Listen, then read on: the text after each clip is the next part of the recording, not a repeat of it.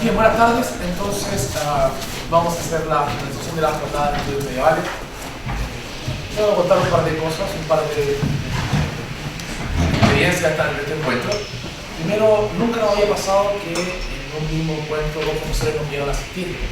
Gerardo, porque, profesor Rodríguez, porque un problema de vientos que digamos no pudo abordar el avión en Argentina, no era el problema. Y lo segundo, la profesora Caranza, que tiene un problema bastante serio familiar, y muy apenadamente Luisa me llama y me dice que por favor lea yo la conferencia.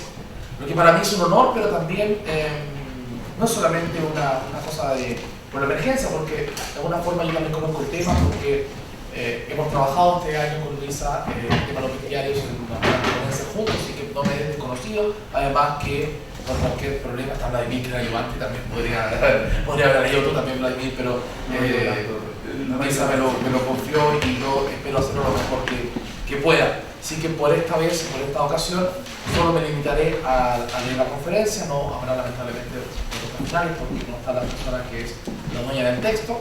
Y luego, yo les cuento de inmediato, terminó la lectura de la ponencia, voy a decir 2 minutos después para cerrar la jornada y luego vamos a tener que salir un momento de la sala porque vamos a ordenar para que las personas del grupo de baile celta puedan digamos, probar acá un par de minutos del lugar y luego vemos el espectáculo final. Parto entonces por la conferencia de la profesora Luisa Caranza, que se excusa de estar acá. Bestiario cristológico, alma, redención y salvación. Asombro, quiebre, conocimiento, ruptura, deshacimiento, desgarro, revelación de lo trascendente. El hombre es un ser tras la revelación, anclado en una perenne búsqueda que intenta dar respuesta a lo ignoto y ojalá a lo inefable. Así se le concibe desde que fuera arrojado del paraíso por sucumbir ante el peso de ese inquirir que enrosca lo trascendente. De allí el ansia infatigable del paraíso, de allí la orfandad y el exilio que marcarán por siempre el sentido del hombre peregrino, consciente de habitar en la precariedad y el desgaste. Esta perspectiva ceñida a la errancia y el anhelo será consignada en innumerables testimonios durante el medioevo. Desde los libros de Mellavillas hasta detallados diarios de travesías darán cuenta de cómo insignes viajeros recorren, exploran y revelan el mundo desconocido en pos de un llamado que posee marcadas ansias de eternidad. Pensemos en San Brandán, John de Mandeville o en Pero Tafur, por nombrar algunos. Todos ellos bendecidos con el avistamiento o el presentimiento de aquel espacio sagrado, perdido por él, al parecer, irreparable error humano. Y mientras unos buscan, otros reafirman la posibilidad de crear imagen y semejanza del paraíso, un mundo homólogo, revelado entre las más grandes utopías que pueden satisfacer los más profundos deseos de pertenencia. Pensemos, por ejemplo, en el Preste Juan y su carta, ilustre dignatario, en el que no solo significan iglesia y monarquía, sino fundamentalmente cielo y tierra. Modelo concreto, por tanto, en el mundo sensible de aquello invisible y divino, que es territorio del alma y del espíritu, y que desde su perspectiva puede ser recuperado por el hombre de Occidente. Sin embargo, más allá de la utopía, la Edad Media será una época con conciencia plena de la ruptura con lo inefable, generada por el pecado que hacíamos alusión en la mesa anterior, disculpa la posición, que además está decir parece desterrado de las tierras del Preste Juan.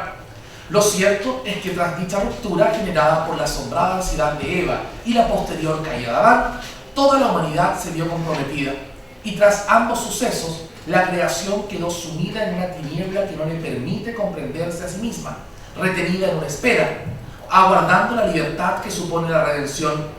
Por ello, y cita Luisa, la creación fue sometida a la vanidad, y sabemos que toda la creación gime a una, y a una está con dolores de parto hasta ahora. El mundo transformado en un lamento continuo, o como lo describirán oraciones y cánticos marianos, en un valle de lágrimas. El gemido de la creación está aferrado solo a la esperanza futura, ya que al caer el hombre sometió todo lo existente al vacío, a la insignificancia. Es posible afirmar, siguiendo una mirada espiritual y teológica, que el pecado original marca el mundo con un desorden y una confusión, haciendo del olvido de lo divino y de nuestro ser creado a imagen y semejanza una impronta, si no dudosa, al menos lejana de la vertiente primera, aquella que nos homologaba con lo invisible y por lo mismo con lo imperecedero. En el nuevo caos surgido, el mundo se transforma y con él los animales, que también supieron de confusiones y olvidos. Aquellos que en el paraíso Adán había dotado de nombres y reconocido como criaturas, se desperdigan por la tierra sumidos también en la nada, envueltos por aquel dolor antes descrito, aguardando la renovación del mundo y lo que es más importante, la develación de su rol en los planes divinos. Los animales sin paraíso han perdido su sentido profundo, han perdido sus nombres y con ello parte de su identidad trascendente. Esta mirada de dolor y desesperanza poblará obras, sermones y llenará almas y corazones. La creación dañada, rota, confundida, se verá implicada por completo en este predicamento y por ello la idea y figura de su lamento se abordó desde múltiples perspectivas, solo como una mención para reafirmar esta perspectiva. Por ejemplo, los gnósticos, según Basílides, aseguran que dicho gemido es el gemido de las almas o esencias coativas de la naturaleza, mientras que los maniqueos puntualizan que las partículas divinas que cayeron sobre el mundo están ocultas en todas las criaturas y por tanto la enorme búsqueda o trabajo espiritual estará centrado, entre otras realidades, en la tarea de develarlas o redescubrirlas. Será Filón de Alejandría el que vuelva a situarnos en la senda de comprender que en el inicio de los tiempos no había criaturas feroces y que la bestialidad llega cuando Adán los hace partícipes, involuntarios por cierto, de su caída. Y Juan Escoto Erígena, tras exponer la doctrina del hombre microcosmos en el Magíster, puntualizará que Cristo, luego de redimir la naturaleza humana, redime también al cosmos, restableciendo, y cita, todas las criaturas visibles e invisibles. Por tanto, todo acabará reintegrándose a la pureza y perfección de los arquetipos. En otras palabras, la redención crística de los animales supone retornar al mundo celestial y con ello al bosquejo inicial del mundo divino. El signo de este retorno y redención es el lenguaje, marca de realidad y de identidad. Recordemos con este propósito la antigua historia hebrea contenida en el libro de los jubileos, que nos recuerda cómo en el paraíso imperaba una sola lengua entre los animales. La cita dice: y el día en que salió del jardín, ofreció a Adán un buen aroma de incienso, gálbano, mirra y nardo. En aquel día quedaron mudas las bocas de todas las bestias, animales, pájaros, sabandijas y reptiles, pues hablaban todos, unos contra otros, en un mismo lenguaje e idioma. Fin de la cita. Animales poseedores de palabra, que luego pierden estableciéndose en una indefensión identitaria y los que mucho más tarde, gracias a Cristo, el nuevo Adán, podrán volver a vivir la rehabilitación y reinstauración de su ser en la creación. Entonces, de acuerdo a los lineamientos antes establecidos, es responsabilidad de cada cristiano pronunciar y restituir el nombre a los animales. Redimirlos es volver a nombrarlos, integrándolos en un lenguaje y saber comunes, uniéndolos al cosmos en un retorno a la sacralidad, con una palabra que genera y sea portadora de trascendencia. Hacer, por tanto, sincrética la realidad, volviendo el rostro hacia lo inefable. El dar nombre será dotar, devolver la dignidad primitiva y transformar a la bestia en animal conocido y por conocer, poseedor de una dignidad que lo afilia a lo divino.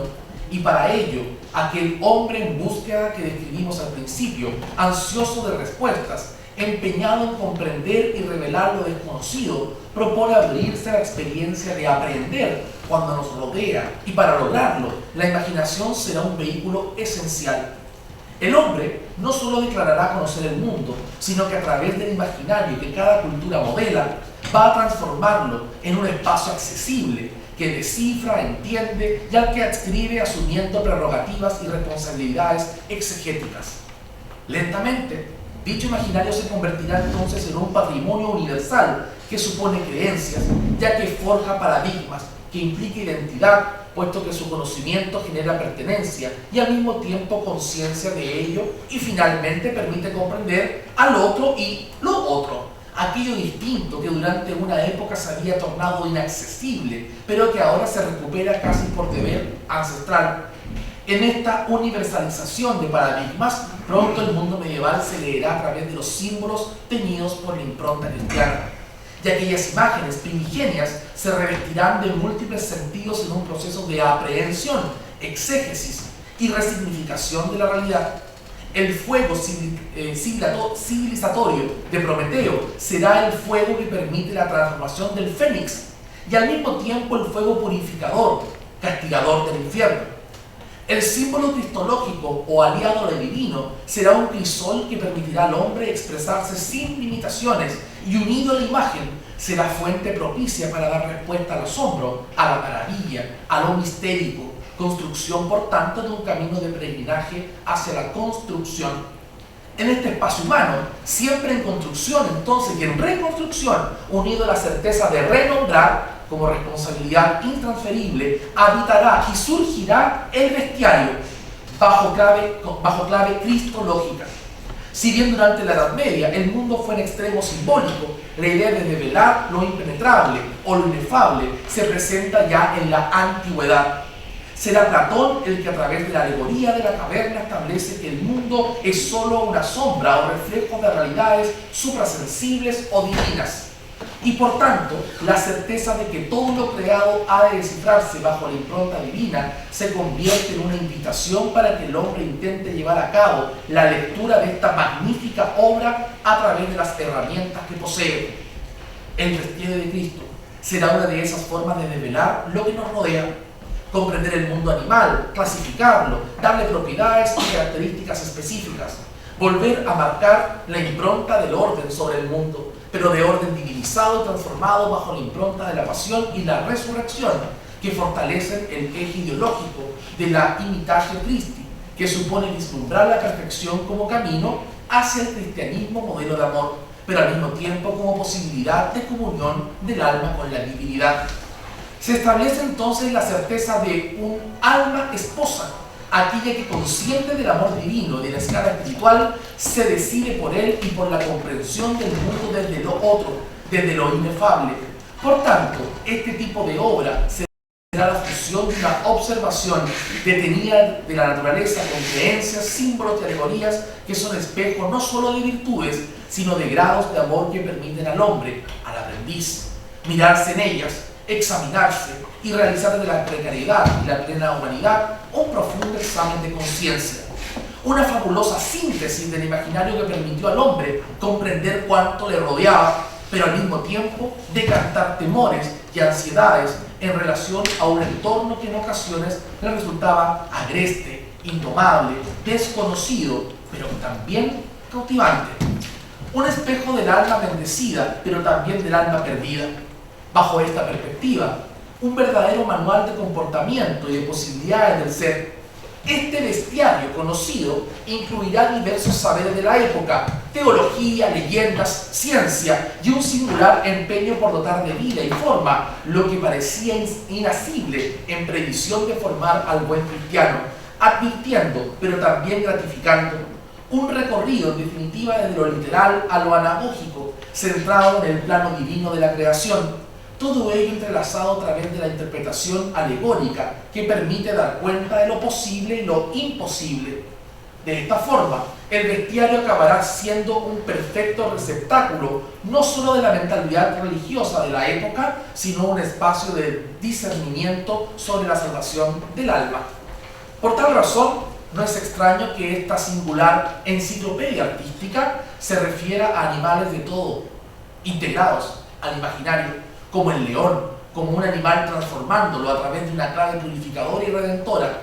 Si bien se describen con claridad las distintas partes del cuerpo del león, la cabeza, donde reside su ferocidad, el cuello y su melena, el pecho, fuerte y potente en oposición a los cuartos traseros, delgados y débiles, antítesis que comporta valores morales de virtud y vulnerabilidad, las patas, las garras y finalmente la cola.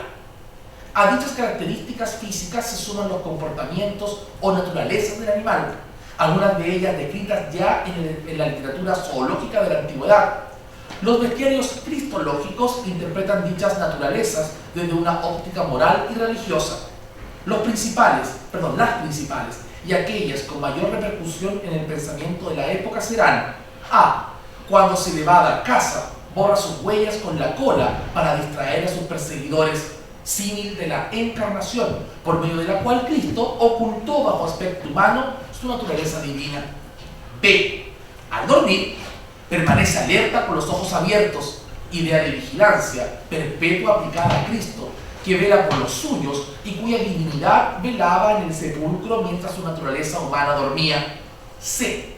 Pasados 3 días, es capaz de revivir a las crías que nacen muertas mediante su hálito o rugido, una de las metáforas más evidentes de la resurrección, con especial eco en la liturgia.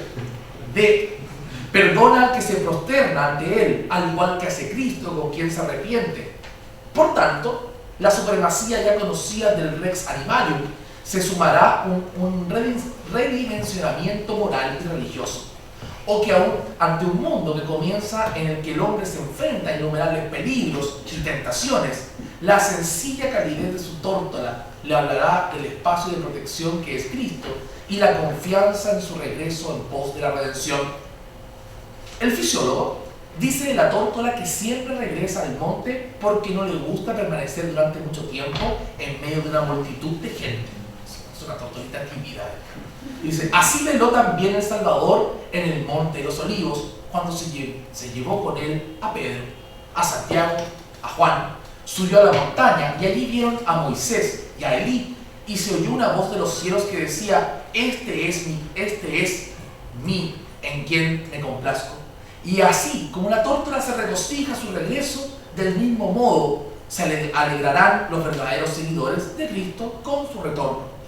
El hombre convertido en explorador y en descubridor de mundos intenta así proponer explicaciones que dijeran cuánto de lo visto es cierto, de lo experimentado en la realidad cotidiana, como un camino hacia la perfección del alma, y lo hace en un conocimiento afianzado en la ciencia de la época, pero fundamentalmente en su capacidad de asombro, en la potencia de su imaginación y en un intransferible sentido de lo mistérico.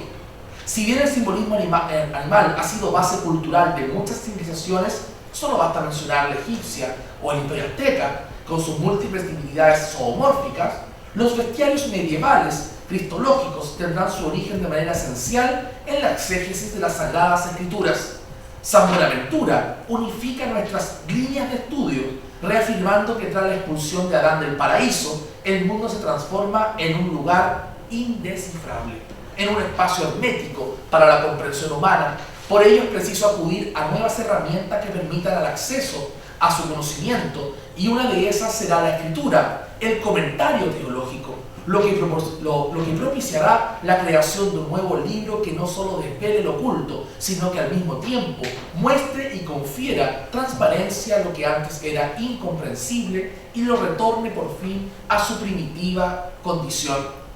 Esta postura será afianzada por Orígenes, padre de la Iglesia, quien vuelve a aplicar principios metafísicos al bestiario mediante la premisa de que es necesario hacer visible lo invisible, y estableciendo que, por tanto, lo visible es un medio no solo para conocer, sino para empinarse hacia lo divino. Su comentario sobre el Cantar de los Cantares será crucial en la interpretación alegórica de los animales, ya que de acuerdo a su planteamiento, estos, al ser criaturas, son parte de un modelo ejemplar, celestial, que comprende toda la naturaleza. Y cita: no cabe duda de que el ciervo visible y la gacela que se mencionan en el Cantar se refieren a algunos principios de cosas incorpóreas. Si buscamos a los ciervos espirituales, hallarás que estos pueden ser conducidos a la suma perfección por la voz de Dios. Entonces, aquello que se descifra mediante el conocimiento animal remitirá de aquí en adelante a lo divino. Todos los bestiarios bajo la impronta cristiana, sello del medioevo, harán suyo un principio establecido en la traducción griega del fisiólogo. Cada animal puede tener significados simbólicos opuestos. Por tanto, en la medida que las compilaciones son cada vez más amplias, mayores serán las ambivalencias fundadas en esta ley de las analogías inversas. Es decir, se establecen en un mismo animal características opuestas que dan paso a la alegoría celestial, pero al mismo tiempo a la infernal o pecaminosa. El sentido de esta estrategia discursiva es moralizar con mayor eficacia y claridad. Al conferirle a los animales características humanas, se pone en evidencia ante el hombre medieval las posibilidades de su propio destino. Vivir ejemplarmente de acuerdo a la voluntad de Dios, u optar por el pecado que lo conducirá a la perdición del alma. El caladrio o caladrio, ave descrita en el Deuteronomio, ratifica esta realidad, ya que calificado de impuro, sin embargo, posee la capacidad de sanar a quienes padecen graves enfermedades tanto del cuerpo como del alma. Aquí puede haber otro antídoto. La receta es un poco larga. Existe un ave llamada caladrio, como está escrito en el Deuteronomio. El fisiólogo ha dicho de él que es un pájaro completamente blanco, sin mancha alguna, cuyos excrementos curan los ojos ofuscados. Siempre tiene que dar algo raro. Se les encuentra en las cortes de los reyes cuando alguien está enfermo. Puede saberse con la ayuda del caladrio si el enfermo está destinado a vivir o a morir. En efecto, lo llevan a presencia del enfermo, que está en el lecho. Y si la enfermedad es mortal, el caladrio aparta la mirada del enfermo. Le hace un desprecio. No dice acá como una mujer, no dice nada de eso. Y todos comprenden que está destinado a morir. Pero si la enfermedad tiende a su curación, el caladrio mira fijamente al enfermo y el caladrio. Y el ave absorbe la enfermedad y la dispersa. Y así se salvan juntos el caladrio y el enfermo. Conviene pues aplicar todo esto al Salvador. En efecto, nuestro Señor es todo blanco, sin mancha alguna. De hecho, dijo él, vendrá el príncipe de este mundo y no encontrará en mí ninguna mancha. Cuando él bajó de los cielos y vino entre los judíos, les quitó su naturaleza divina. En cambio, cuando vino a nosotros, los gentiles, tomó sobre sí nuestras culpas y se cargó con nuestra enfermedad y fue alzado sobre el árbol de la cruz y canceló todas nuestras culpas y nuestros pecados. Es razonable, por tanto, que se afirme que todas las criaturas son de naturaleza doble, dignas de alabanzas y censurables. En definitiva, la eterna